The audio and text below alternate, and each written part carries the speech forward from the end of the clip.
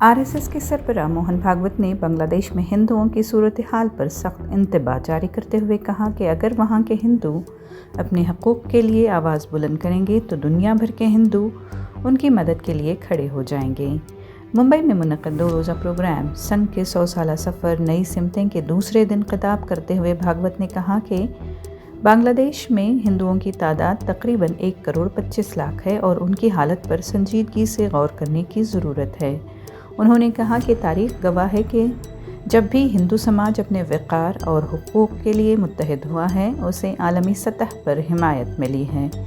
भागवत ने ज़ोर देकर कहा कि दुनिया भर का हिंदू समाज बांग्लादेश के हिंदुओं के साथ खड़ा होगा अगर वो अपने हुकूक़ के लिए कदम उठाते हैं।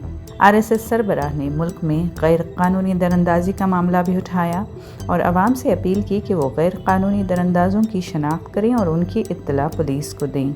उन्होंने कहा कि ऐसे अफराद को रोज़गार न दिया जाए। भागवत ने कहा कि स्पेशल इन्वेस्टिगेशन रजिस्टर पहले ही मुल्क में मौजूद गैर मुल्कियों को बेनकाब कर चुका है। उनके मुताबिक उनकी ज़ुबान और बोलचाल से उनकी शनाख्त हो जाती है और अवाम को चाहिए कि ऐसे मामलात में फ़ौरी तौर पर मुतल्लिक़ा हुक्काम को मुतला करें।